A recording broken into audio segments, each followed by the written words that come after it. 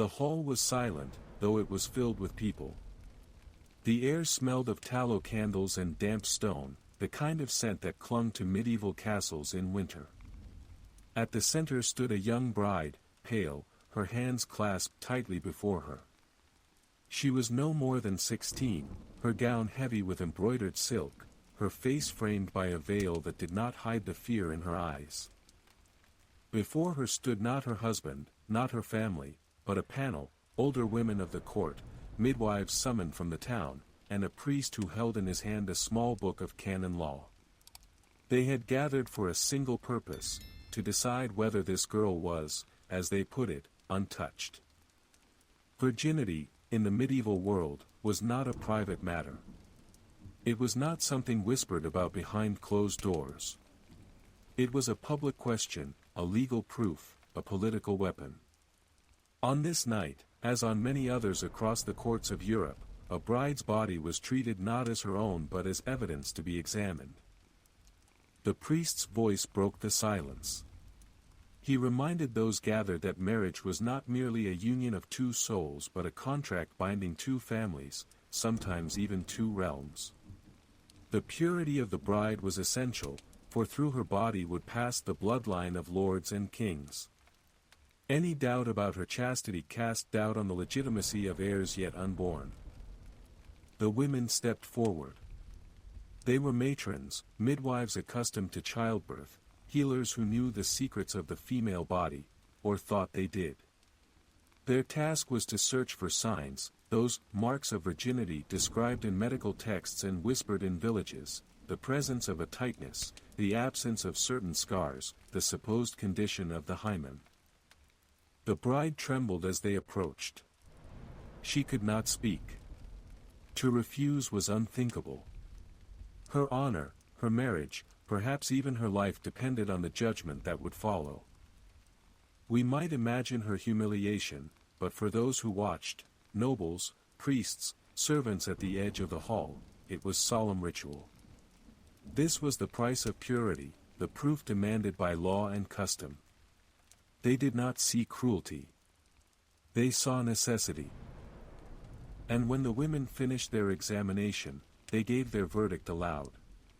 If she was declared a virgin, the marriage could proceed, the dowry secured, the families bound in alliance. If she was not, the consequences were devastating, the groom could refuse her, the dowry lost, her family shamed, the girl herself cast aside. Such trials did not happen in every village, nor for every peasant bride. But in courts and noble houses, where wealth and power hinged on lineage, they were not rare. Chroniclers recorded them, lawyers debated them, theologians justified them. A woman's body was a battlefield where politics and faith collided. One such chronicle tells us of a bride in the French court, whose virginity was doubted on her wedding night. The next morning, the bloodied sheets, the so-called proof of virginity, were displayed to witnesses. Yet when the groom claimed they were stained not by blood but by deceit, a panel of matrons was summoned to re-examine the girl. Their verdict ended the marriage, and with it, the alliance between two noble houses. It is shocking to us, but to the medieval mind it was logical. Virginity was not a personal virtue but a form of property, a seal guaranteeing the value of a contract. To question it was to question the legitimacy of entire dynasties. The bride in our story, standing in the cold hall before the matrons and the priest, was not alone. She was one among countless women whose lives were measured by the fragile thread of a concept that men of power turned into law. Why did societies build such rituals? Why was a bride's honor considered more important than her dignity, more important than her will? And how did these practices evolve, from whispers in bedchambers to solemn trials before courts of law? To answer, we must step back. Into the medieval world where religion ruled every breath, where families wagered their futures on marriage alliances, and where medicine, superstition, and law blended into one. But before we leave this hall, let us linger on the image, a young woman trembling under the gaze of priests and matrons, her future hanging not on her voice, but on their verdict. That silence, her silence, was the true beginning of our story. To understand why a bride's virginity was placed on trial, we must step into the mindset of medieval Europe. This was a world ordered not only by kings and lords, but by God, or, more precisely, by the Church's vision of him. Every union of man and woman was more than private love, it was a sacrament, a contract blessed and overseen by divine authority. Marriage was not merely affection, nor even survival. It was lineage. It was inheritance. For peasants, it meant the right to fields and homes. For nobles, it meant dowries, titles, castles, and alliances between rival houses. For kings, it meant kingdoms. In this world, the purity of a bride was not sentimental. It was the guarantee of legitimacy. The Church amplified this obsession. Canon law, built over centuries, tied virginity to holiness. Priests preached that the Virgin Mary stood as the model for all women, a standard impossible to reach, yet demanded nonetheless. A woman who entered marriage pure carried a sacred aura. A woman who did not was seen as spoiled, dangerous, even cursed. Medical thought supported the belief. Medieval physicians, drawing on Galen and Hippocrates, spoke of the hymen as a physical sign of untouched flesh. They debated whether it was a veil, a knot, or a membrane. They described supposed signs of virginity, the freshness of the skin, the tightness of passage, the presence of certain humors. These writings were copied, glossed, and taught in universities, and they gave a thin scientific veneer to what was, in truth, a cultural obsession. For noble families, the stakes were far higher. A princess was not just a daughter, she was a key to alliances. When Eleanor of Aquitaine married the heir to the French throne in 1137, her body carried with it half of southwestern France. When Margaret Tudor, sister of Henry VIII, married James IV of Scotland, her womb was expected to produce peace between nations. In such cases, the bride's chastity was treated as state security. Here lies our first turn in the story. We might imagine that these humiliating trials were confined to peasants, to villages where gossip forced families to prove a daughter's worth. But the reality is the opposite. The higher the rank, the more public the scrutiny. Queens and princesses faced tests as severe as any farmer's daughter, for their bodies were the vessels of dynasties. The chronicles give us hints. In the 15th century, when Isabella of Castile prepared to marry Ferdinand of Aragon, diplomats from Aragon asked pointed questions about her chastity, for rumors had circulated in court. Though no trial was recorded, the very fact that such rumors threatened a union of crowns shows the stakes. If Isabella had been found wanting, Spain itself, the very idea of a united kingdom, might never have been born. In France, the Parliament of Paris occasionally heard cases in which marriages were annulled because the bride was claimed not to be a virgin. Witnesses were called, physicians consulted, dowries returned or denied. The matter was treated not as private grief but as legal fact, a dispute of property and honor to be settled in court. And beyond the courtrooms, in villages and towns, rituals reinforced the same logic. After the wedding night, sheets were displayed to relatives as proof of consummation. If blood was visible, the bride was vindicated. If not, whispers began. Midwives could be summoned, gossip spread like wildfire, and families could be ruined. The cult of virginity shaped not only law but imagination. Poets praised the pure maiden as the pinnacle of beauty. Theologians compared virgin wives to Christ's spotless bride, the Church itself. Even knights swore oaths to defend the honor of virgins, as though their chastity were a fortress to be guarded by arms. But beneath these lofty ideals, real women trembled.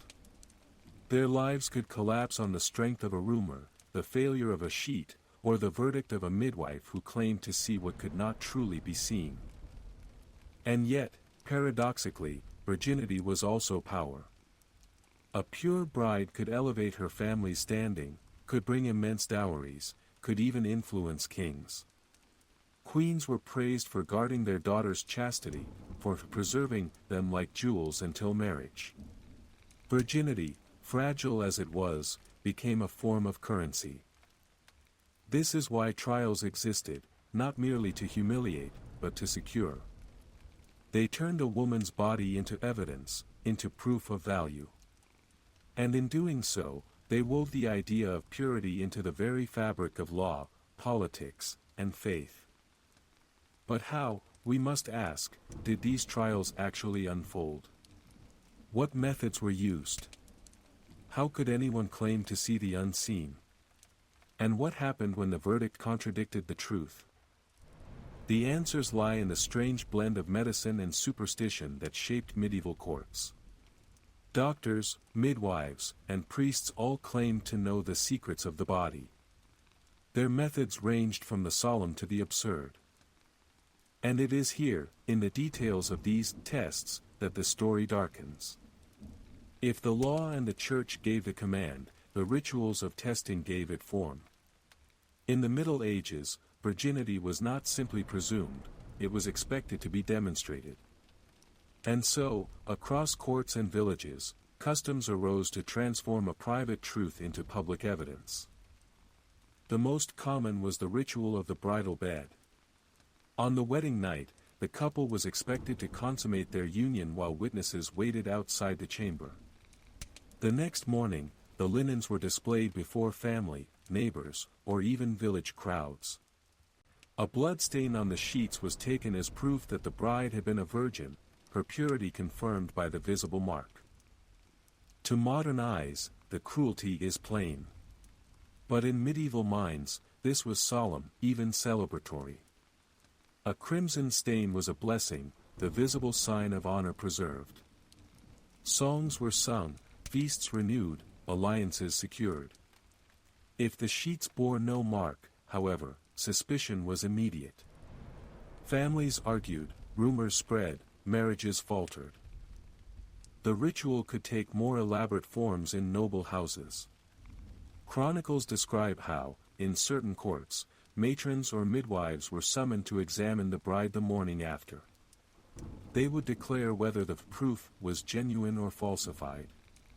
In some places, attendants waited in the very bedchamber during the night, listening for signs of consummation. What should have been intimacy was transformed into surveillance. Medicine lent its own set of tools. Physicians of the 13th and 14th centuries offered treatises on how to test virginity. They claimed to know whether a woman was pure by the firmness of her flesh, the color of her skin, the shape of her body. Some spoke of the hymen as a seal, to be broken once and never restored. Others suggested bizarre trials, having the girl jump, cough, or run, believing the way her body moved revealed hidden truths. One Italian manual recommended applying pressure with the fingers and noting resistance. Another suggested observing her eyes, claiming that virgins had a particular brightness in their gaze. These were not jokes, they were repeated in universities, cited by physicians, and used in courts. To the women themselves, these rituals were ordeals. A bride could not control whether her body bled. She could not determine what a matron claimed to feel or see. She could only submit, silent, her dignity stripped away in the name of honor. And yet, to many families, these tests were reassuring. They seemed objective, impartial, a way to silence gossip. The sheets spoke, the matrons testified, the physicians gave judgment. A verdict was reached, and the matter was settled. This is where the first false resolution of our story lies. It might appear that these rituals were little more than formalities, symbolic gestures that affirmed what everyone already believed. The bride was a virgin, the sheets showed it, the family rejoiced, and life went on. But the truth was darker. These customs were not harmless. They carried immense weight. If the verdict went against the bride, if the sheets were unstained, if the matrons declared suspicion, if the physician found her open, the consequences could be devastating. Marriages were annulled, dowries lost, reputations ruined. Nor was deceit impossible. Sheets could be stained by other means, matrons bribed, physicians pressured. A husband seeking escape from his vows could turn the test into weapon. A rival family could whisper rumors to sway opinion. What seemed like impartial ritual was in fact a fragile theater, easily bent by ambition and power. And for the women, there was no defense. Their voices carried no authority. A denial meant little against the sight of an unstained sheet or the word of a midwife. Their bodies became the battlefield on which families, courts, and kingdoms fought for advantage. Still, the rituals endured. They endured because they gave the illusion of certainty, in a world that feared uncertainty above all. A bloodstain, however misleading, could silence doubt. A matron's word, however flawed, could settle disputes. Society craved proof, and so it created rituals to supply it. But behind the illusion lay a question that would not vanish: could virginity ever truly be proven? For now, the medieval mind believed it could. The sheets, the matrons, the physicians, all were thought to reveal the truth. Yet as we will see, when these rituals reached the courtroom and the palace, certainty dissolved into scandal, and the supposed proof became the seat of conflict. The false resolution collapses. What seemed simple, almost ceremonial, would become deadly serious.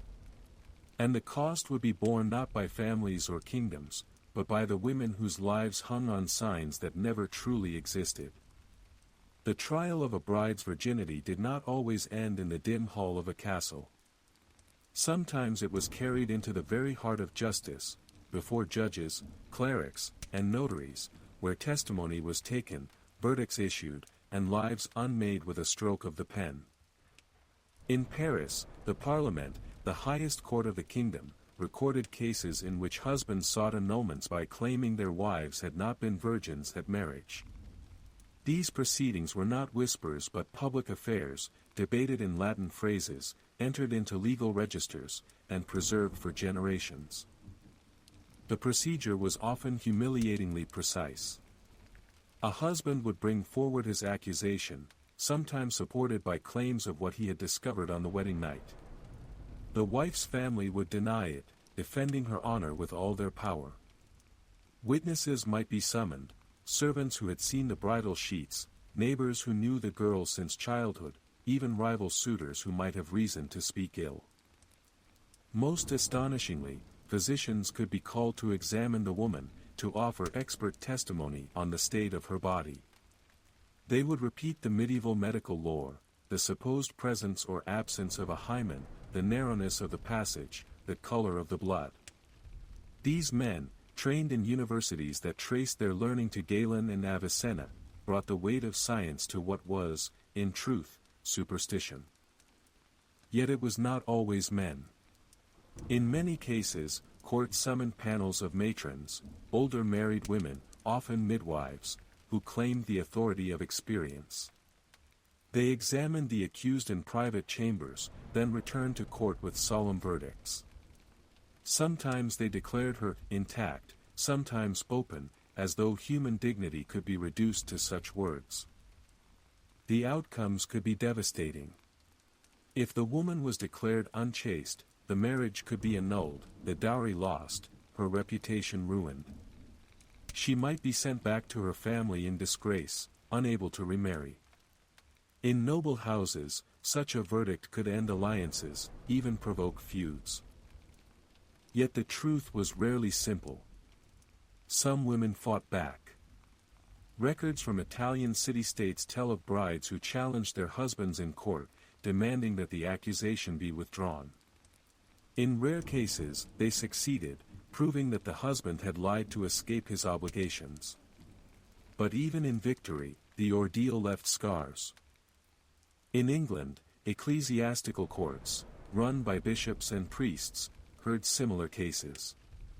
These courts treated marriage as a sacrament, and so they claimed the right to judge its validity. They heard suits of annulment where husbands argued that their wives had deceived them. At times, the courts ruled in favor of the women, declaring that lack of proof of virginity was not itself proof of sin. At other times, they sided with the men, ending marriages and branding wives with dishonor. The tension is clear. The law claimed to seek truth, but in practice it weighed honor, property, and politics more heavily than evidence. A wealthy husband could press his case with influence, a poor woman had little chance to defend herself. Yet amid these trials we glimpse something more, the fragility of certainty. For all their confidence, physicians and matrons could not truly know. They relied on myths, on signs that could mislead, on expectations that did not match the reality of the human body.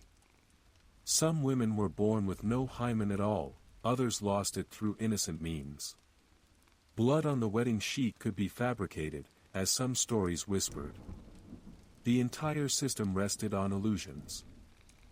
And so we reach the heart of the intrigue.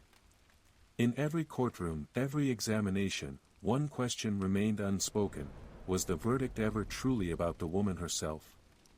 Or was it about what others wanted to believe, the husband's convenience, the family's honor, the court's need to uphold order? Not all trials ended in condemnation. Some women were vindicated, declared pure, their honor restored. But even then, the victory was hollow. Their bodies had been examined, judged, spoken of in public. What should have been private had been made evidence. The medieval court of chastity was not, in truth, about chastity at all. It was about control, control of inheritance, of alliances, of female bodies themselves. And still the question lingers, in this theater of law and ritual, did justice ever belong to the women? Or were they always trapped in a game whose rules they could never write? Not every trial of virginity was confined to dim chambers or quiet courtrooms. At times, the question reached the very heights of power, where the fate of dynasties, and even the peace of nations, rested on the body of a single woman. One of the most famous cases unfolded in the court of France in the 14th century. The bride was Margaret of Burgundy, married to Louis, heir to the throne. Rumors spread that she had been unfaithful before the marriage. Though she bore the title of queen, her position did not protect her. When whispers of her supposed impurity reached Paris, the court demanded proof. Margaret was subjected not only to interrogation but to humiliating examination. Chroniclers describe her stripped of dignity, her body judged not for her own sake but for the honor of the crown. When the verdict of guilt was pronounced, it was not merely her reputation that collapsed. The royal marriage was shattered, alliances strained, and within years, the scandal contributed to the downfall of the Kt line. This was no village gossip. It was a political earthquake, rooted in the same obsession, a woman's chastity as the foundation of legitimacy. Nor was France alone. In England, the court of Henry VIII gave perhaps the most notorious example. When Henry sought to annul his marriage to Anne of Cleves in 1540, he declared that he had found her body unsuitable and claimed he could not consummate the union. Behind these vague words lay a familiar implication, that she had not been the untouched bride he expected. And was examined by matrons and physicians. Their findings were inconclusive, for in truth the king's accusations were shaped less by reality than by his desire to rid himself of a politically inconvenient marriage. Yet the spectacle of investigation was the same. Once again, a woman's body became the stage upon which politics and power played their games. Even earlier, in the 13th century, the annulment case of Ingeborg of Denmark and King Philip II of France reveals the same pattern. Philip claimed their marriage could not be consummated, and though the reasons were shrouded in political maneuvering, the shadow of unfitness, a veiled reference to virginity and purity, hung over the trial. For years, Ingeborg lived in exile, her honor broken, her body judged not by truth but by politics. These were not isolated incidents. Across Europe, the marriage bed became a battlefield. When a bride failed to produce the expected signs, whether blood on the sheet or the testimony of matrons, entire alliances collapsed. Imagine the scene, a grand wedding feast in a castle hall, banners flying, music playing. The morning after, instead of joy, whispers spread. The sheets are brought forward, pale and unstained. Servants murmur. The groom hesitates. Courtiers lean close, their eyes narrowed. What should be the private matter of two people is suddenly a public crisis, a question for the council, perhaps even for the Pope. And so, from Burgundy to London, from Paris to Rome, virginity was elevated to a matter of state. A bride's worth was not measured by her mind, her courage, or her devotion, but by a fragile sign that might or might not exist, by the rumors of courtiers, by the decisions of men with power. This is the climax of our story's first arc, the realization that these trials were never truly about the women themselves. They were about dynasties. A single accusation could unravel a treaty.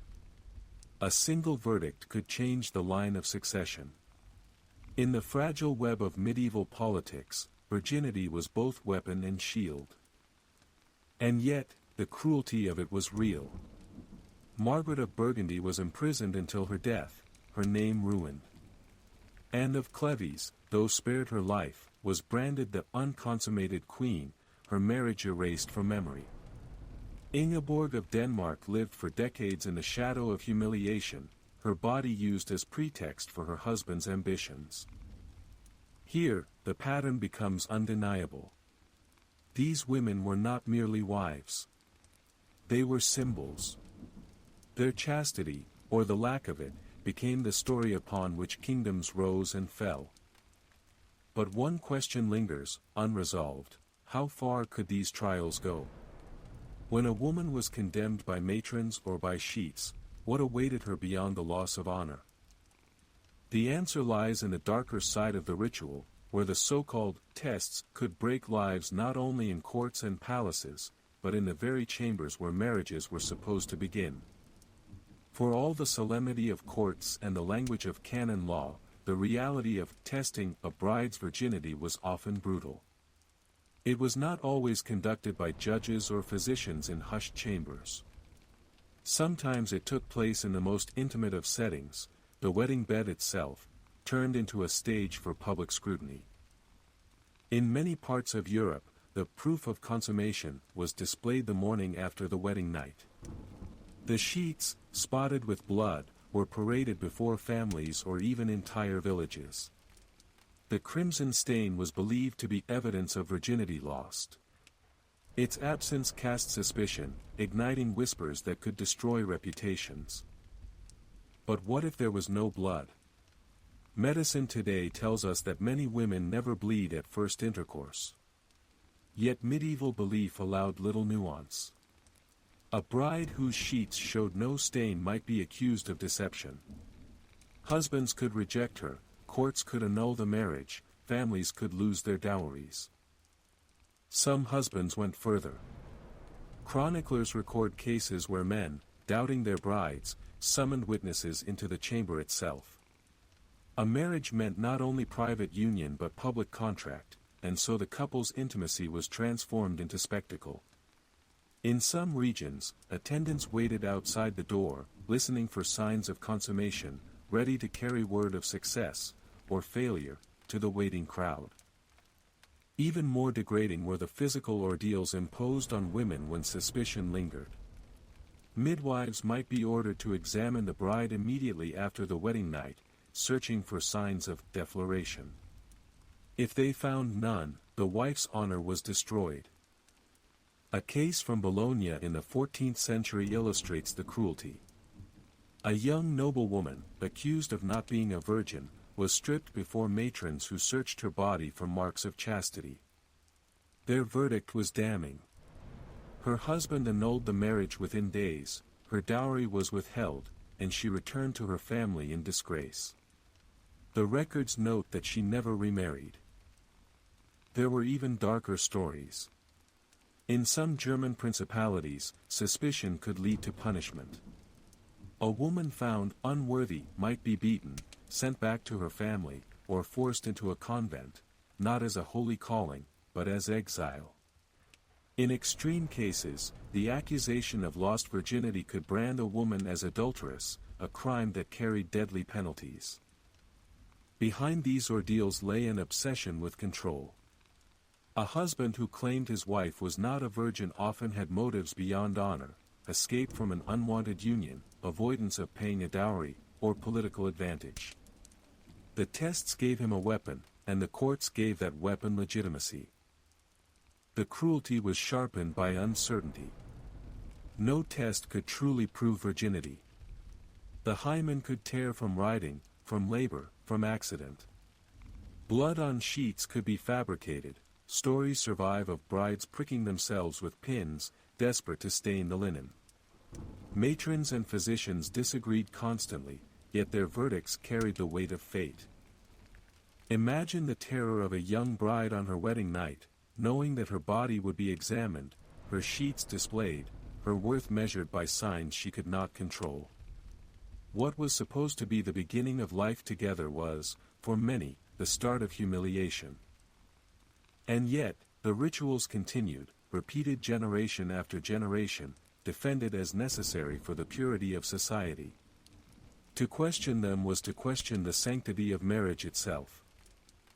This was the true climax of the medieval ordeal, not the grandeur of royal courts or the rhetoric of canon law, but the moment when a girl, scarcely more than a child, lay trembling under the gaze of strangers, her dignity surrendered to superstition.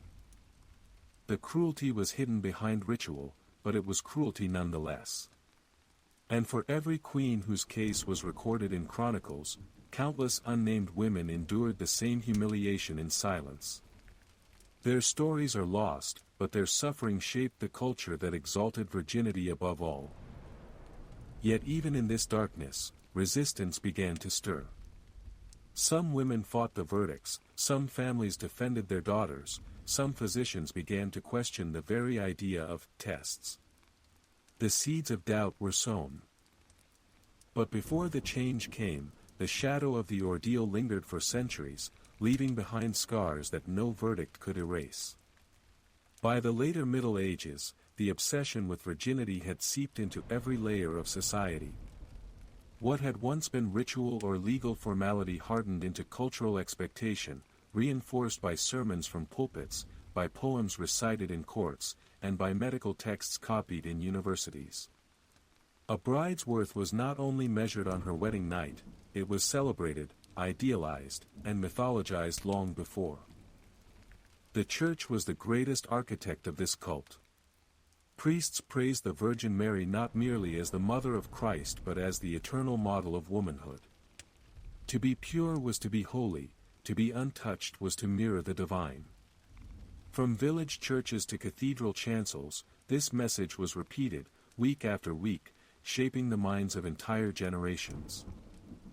Theologians went further.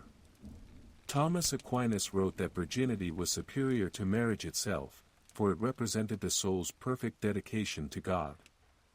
Though he did not demand it of all women, the implication was clear: a virgin was closer to heaven than a wife, closer to sanctity than a mother. The paradox was cruel: women were expected both to marry and to remain, in spirit, virginal. Medicine lent its own authority. Learned physicians, trained in Bologna, Paris, and Salerno, described signs of virginity with the precision of anatomy, though their understanding was flawed. Texts attributed to Galen and Avicenna spoke of membranes and seals. Medieval compendia described methods of testing, placing fingers, searching for resistance, examining fluids. These works were copied and studied, their errors given the weight of science. Such writings gave courts the language to justify examinations. When matrons or doctors declared a woman open or intact, they spoke with the authority of books that traced their lineage back to antiquity. The verdicts were believed because they echoed the voices of scholars. Literature and art joined in the chorus. Troubadour songs praised the maiden pure as snow. Chivalric romances told of knights who swore fealty to untouched ladies, their honor bound to the defense of chastity. Painters adorned altars with images of Mary, serene and spotless, her virginity not only doctrine but symbol of Christian civilization itself. For ordinary women, this was a prison disguised as glory. They were taught from childhood that their worth lay in preservation, that their bodies must remain sealed until the marriage contract was signed. Mothers guarded daughters jealously, fathers boasted of their daughters' purity as though it were treasure. And yet, life was never so simple. Not all girls fit the mold. What happened to those who faltered? What of the young woman seduced before marriage, the widow who wished to remarry, the peasant girl assaulted in the fields? Their fates were often grim. Some were forced into convents, not as acts of devotion but as hiding places for dishonor. Others were married off quickly with reduced dowries, their value diminished. In the harshest cases, accusations of impurity led to ruin, annulled marriages, loss of inheritance, even public shaming. The irony was sharp. A woman's chastity was prized above all, yet it could be destroyed by rumor alone. Proof was fragile, ambiguous, easily forged or denied. And once doubt was cast, it was almost impossible to erase. The cult of virginity did not merely shape law and ritual, it shaped imagination itself. To be a virgin was to be admired, sung of, sanctified. To be anything less was to risk being branded fallen. Medieval society offered women no safe middle ground. Yet even within this system, cracks began to show.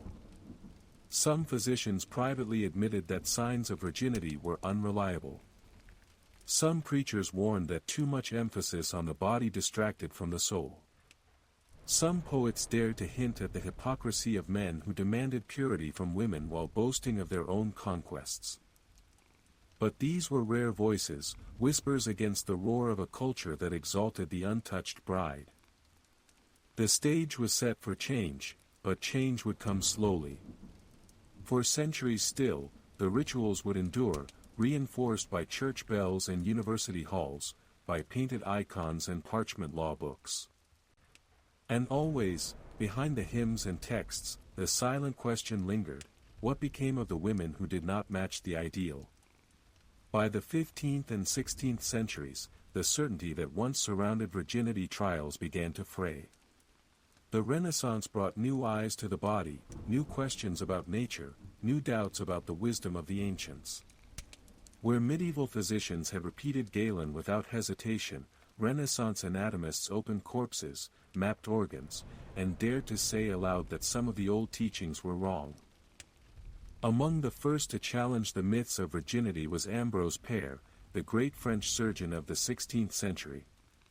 In his writings, Père observed that the hymen was neither universal nor a reliable sign. Some girls, he noted, were born without one, others lost it through exercise, riding, or illness. Many a maiden, he wrote, has been condemned unjustly, for lack of that which nature never gave her.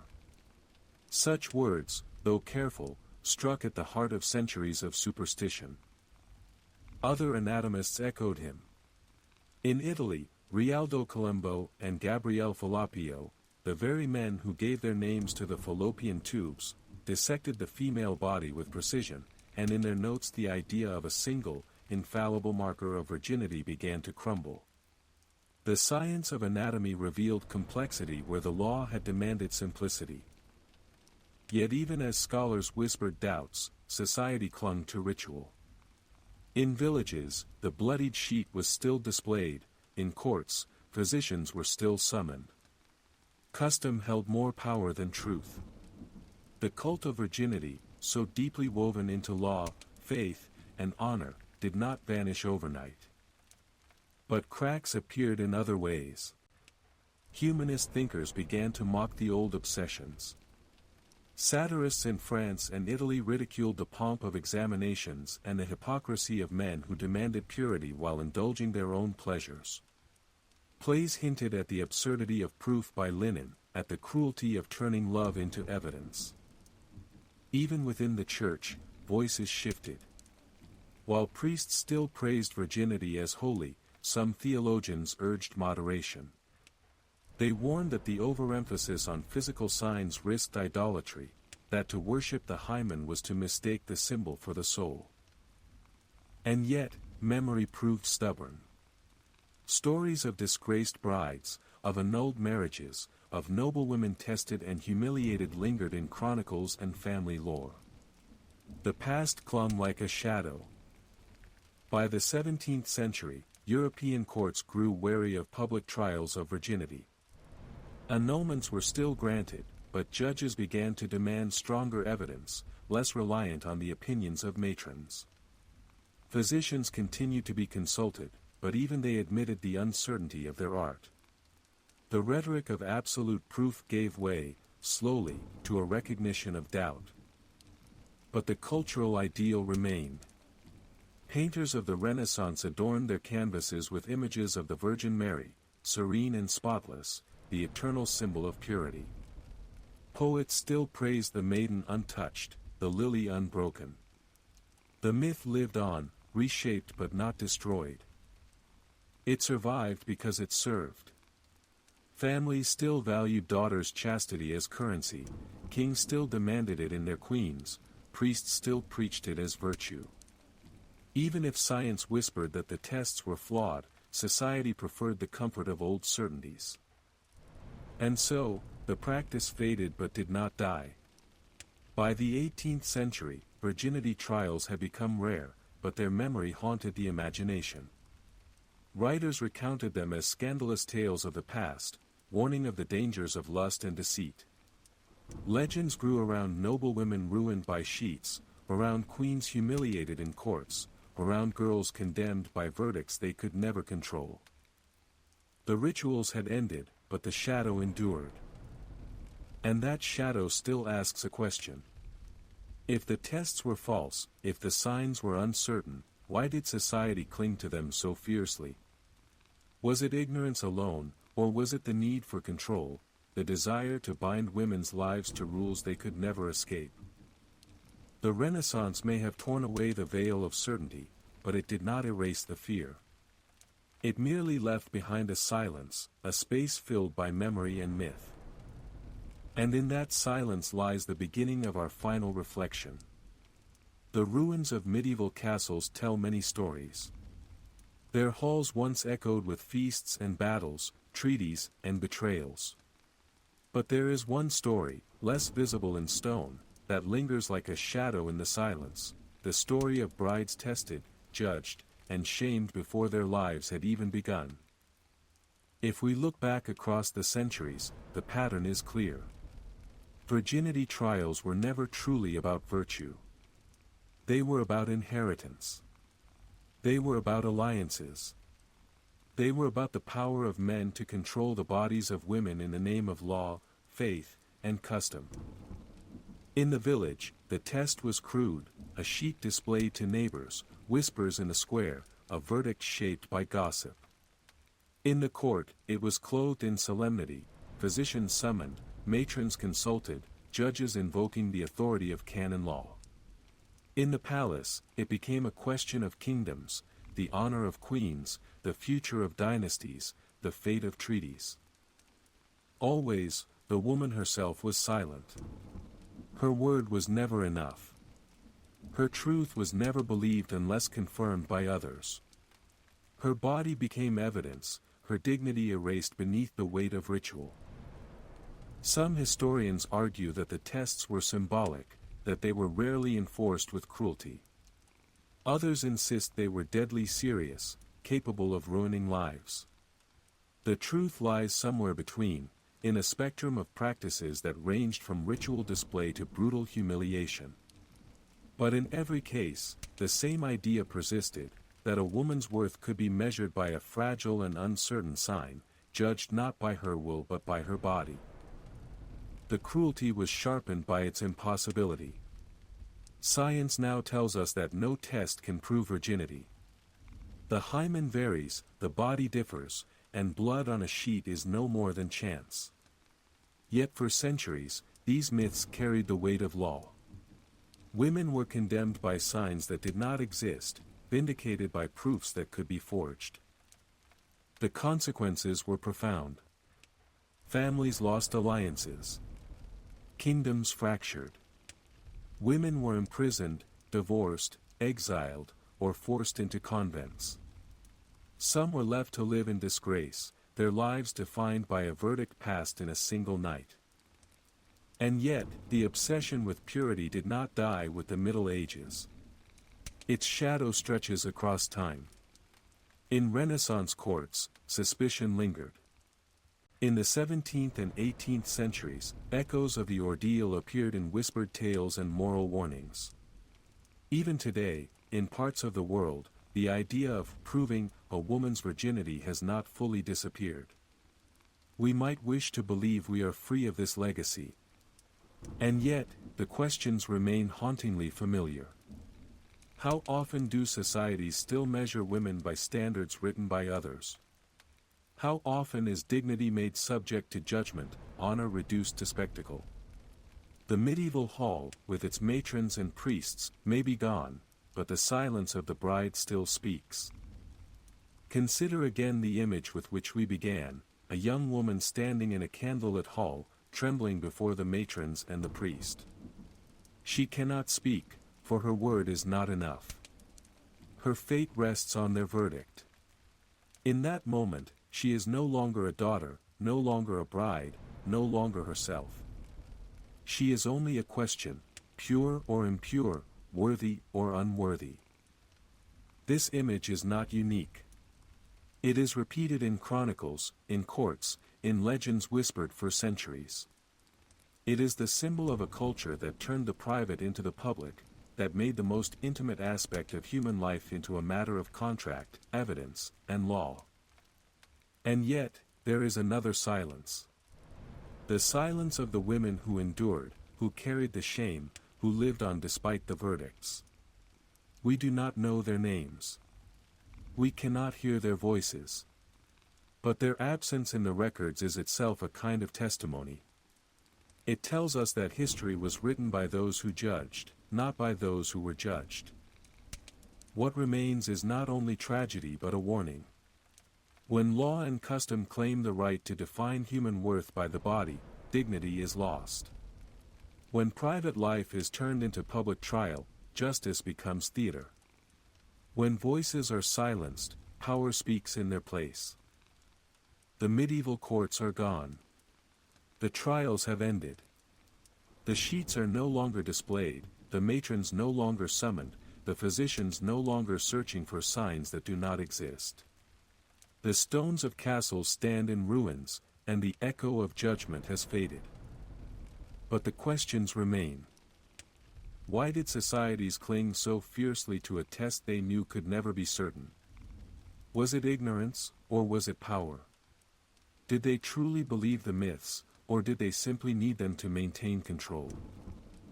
And most haunting of all, have we truly left this behind? Or have we only changed the form, disguising old judgments in new language, carrying forward the same silence in another guise? The bride in the hall is gone, her veil dissolved into dust. But her silence lingers, a silence that speaks across centuries, reminding us that what is called sacred is not always holy, and what is called justice is not always just. The verdict was spoken long ago. But the question remains unanswered.